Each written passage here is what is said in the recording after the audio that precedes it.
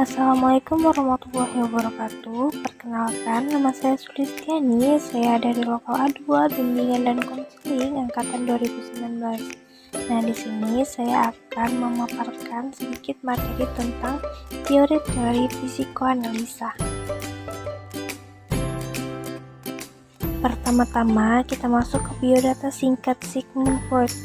Di sini, psikoanalisis adalah cabang ilmu yang dikembangkan oleh Sigmund Freud dan para pengikutnya sebagai studi fungsi dan perilaku psikologis manusia.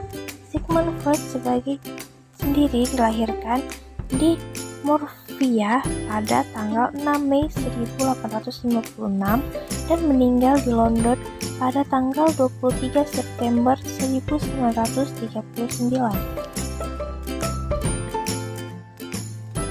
Adapun dasar teori psikoanalisis Sigmund Freud, dari peran penting dari ketidaksadaran beserta insting-insting seks dan agresi yang ada di dalamnya dalam peraturan tingkah laku menjadi karya atau temuan monumental Freud.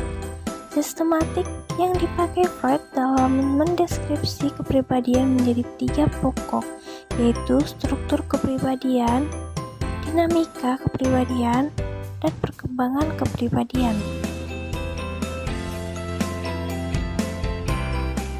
Dan di sini kita akan masuk ke teori inti yang dimana saya akan menjelaskan yang pertama, hakikat manusia menurut psikoanalisa, yang kedua, struktur kepribadian manusia menurut psikoanalisa, yang ketiga, pribadi yang sehat dan bermasalah menurut psikoanalisa, dan yang terakhir itu yang keempat, hakikat konseling menurut psikoanalisa.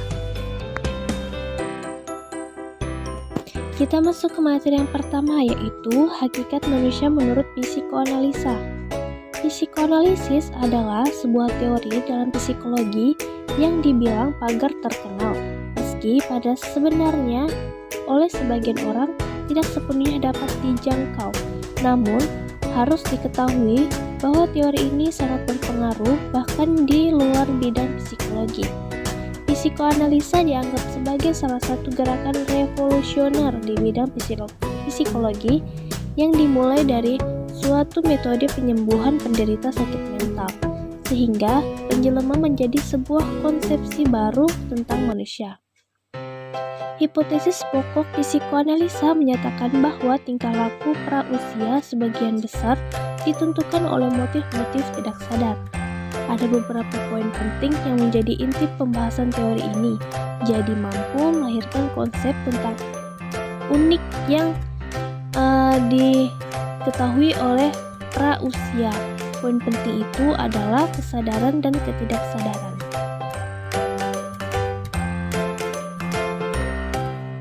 Kita masuk ke teori yang kedua, yaitu struktur kepribadian manusia menurut psikoanalisa. Dalam teori psikoanalitik, struktur kepribadian manusia itu terdiri dari ID, ego, dan superego.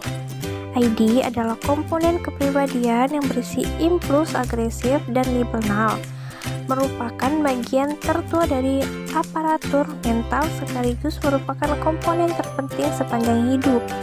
Sedangkan ego adalah bagian kepribadian yang bertugas sebagai pelaksana, berperan sebagai eksekutif yang memerintah, mengatur dan mengendalikan serta mengontrol jalannya ID, superego, dan dunia luar. Sedangkan superego adalah bagian moral dari kepribadian manusia karena ia merupakan filter dari sensor baik, buruk, salah, benar, boleh tidak sesuatu yang dilakukan oleh dorongan ego. Di sini superego bertindak sebagai suatu yang ideal yang sesuai dengan norma-norma moral masyarakat. Dalam dinamika kepribadian manusia juga dapat dilihat sebagai suatu sistem energi yang dinamika sangat ditentukan oleh energi yang menggerakkan. Dalam pandangan ini, dinamika kepribadian itu terdiri dari cara-cara untuk mendistribusikan energi psikis kepada ID, ego, dan superego. Tetapi, energi tersebut terbatas, sehingga satu di antara tiga sistem itu memegang kontrol atas energi yang ada, dengan mengorbankan dua sistem lainnya. Dalam pembentukan kepribadian, cara kerja masing-masing struktur tersebut ialah: yang pertama itu, apabila rasa ID menguasai sebagian besar energi psikis, maka pribadinya akan bertindak primitif, impulsif, dan agresif, dan mengumbar impuls-impuls primitifnya. Yang kedua, apabila rasa ego menguasai sebagian besar energi psikis itu, maka pribadinya bertindak dengan cara-cara realistik, logis, dan rasional. Dan yang terakhir, yang ketiga, apabila rasa superego menguasai sebagian besar energi psikis, maka pribadinya akan bertindak pada hal-hal yang bersifat normalitas, mengejar, atau hal-hal yang sempurna yang kadang-kadang irasional. Dan di sini ada pribadi yang sehat dan bermasalah menurut psikoanalisa. Pribadi yang sehat menurut teori psikoanalisis adalah pribadi yang mampu menyelaraskan antara ID, ego, dan superego, sehingga dalam pribadi secara utuh manusia tidak mengalami masalah-masalah yang berhubungan dengan kecemasan. Ego bertindak secara rasional dan bukannya secara irasional. Ciri-cirinya yaitu yang pertama, ego bersifat secara realistis. Yang kedua, dapat menggunakan struktur kepribadian secara efektif. Dan yang ketiga, mekanisme pertahanannya bersifat efektif.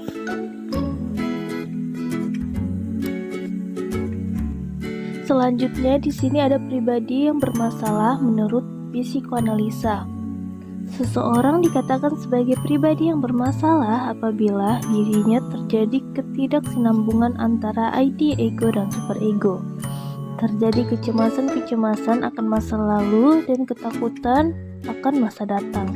Memiliki pertahanan diri yang tidak baik sehingga secara sadar maupun tidak sadar mempengaruhi perilaku atau tindakan secara nyata. Adapun ciri-ciri pribadi yang bermasalah menurut psikoanalisis, diantaranya jika terjadi kecemasan pada dirinya serta tidak mekanisme pertumbuhan dirinya tidak berfungsi secara efektif.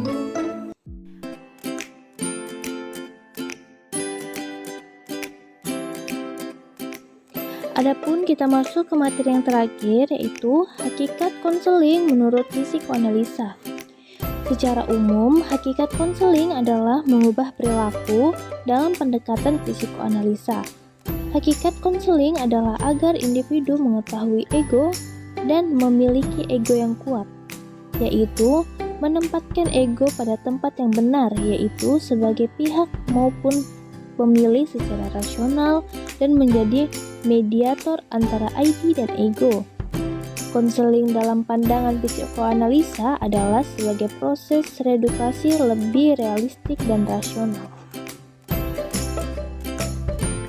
Sekian pemaparan materi dari saya tentang teori-teori psikoanalisa. Wabillahi taufiq wal hidayah. Wassalamualaikum warahmatullahi wabarakatuh.